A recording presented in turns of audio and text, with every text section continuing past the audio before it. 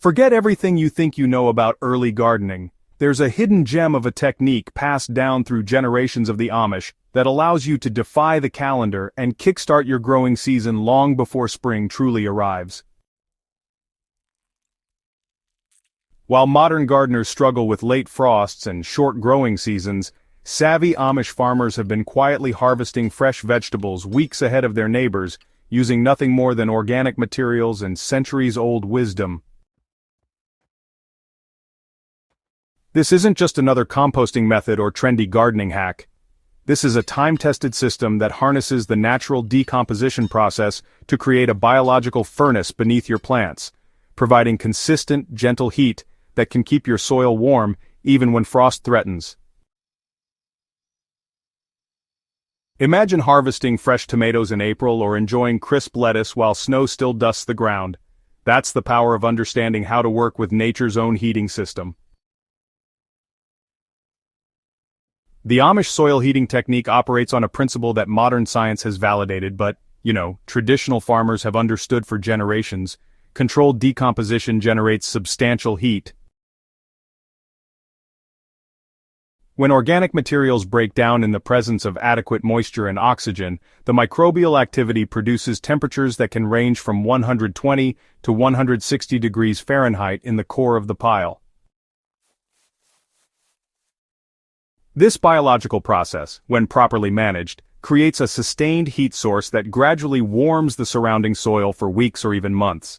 Unlike electric heating cables or greenhouse systems that require constant energy input, this method creates a self-sustaining thermal mass that continues working around the clock.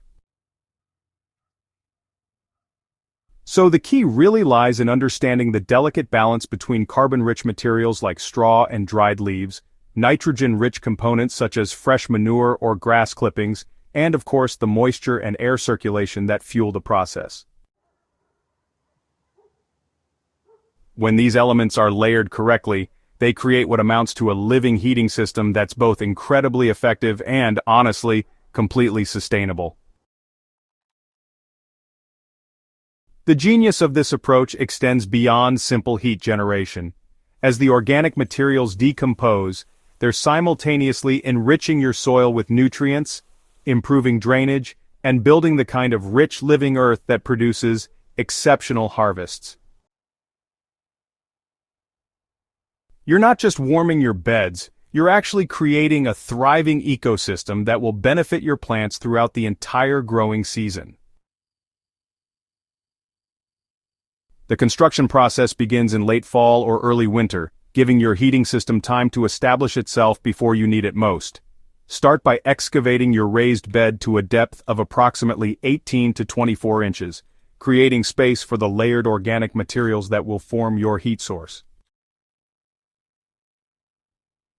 The Amish traditionally begin with a foundation layer of coarse materials like corn stalks, sunflower stems, or thick branches, which provide structure and ensure adequate air circulation throughout the pile. The next layer consists of carbon-rich materials such as straw, dried leaves, or shredded paper, applied to a depth of about 6 inches. This brown layer provides the fuel for your microbial furnace while helping to balance the nitrogen that comes next. Over this, spread a 3-inch layer of nitrogen-rich materials like fresh horse manure, chicken droppings, or grass clippings. The ratio is crucial here. Too much nitrogen and your pile becomes anaerobic and smelly, too little, and it won't heat properly. Continue alternating these layers, always finishing with a carbon layer on top to prevent odors and retain moisture. The entire organic mass should fill your excavated area, rising slightly above ground level to account for settling.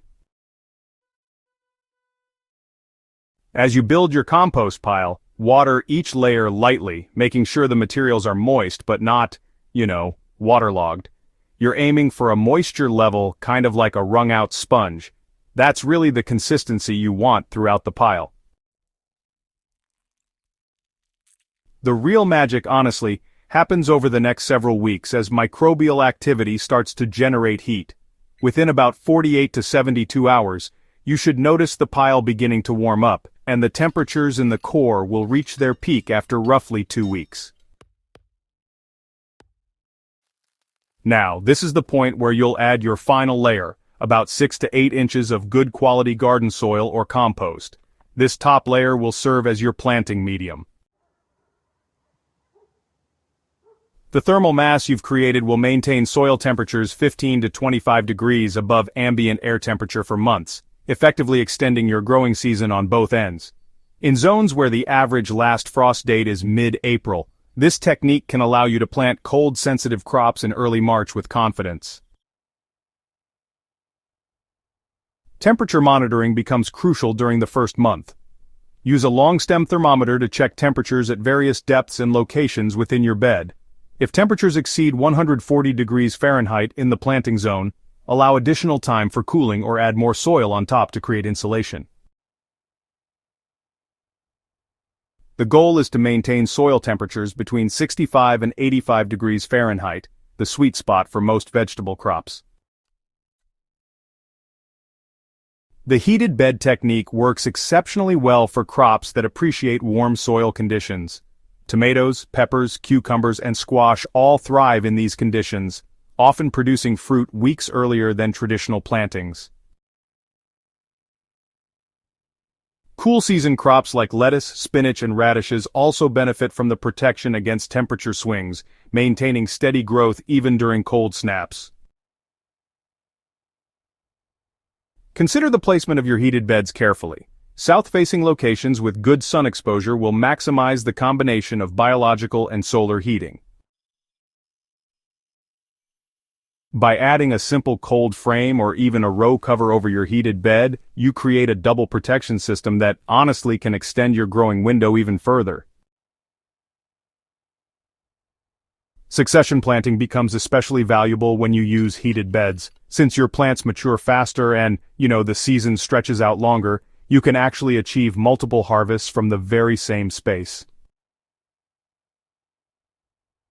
Plan your plantings accordingly.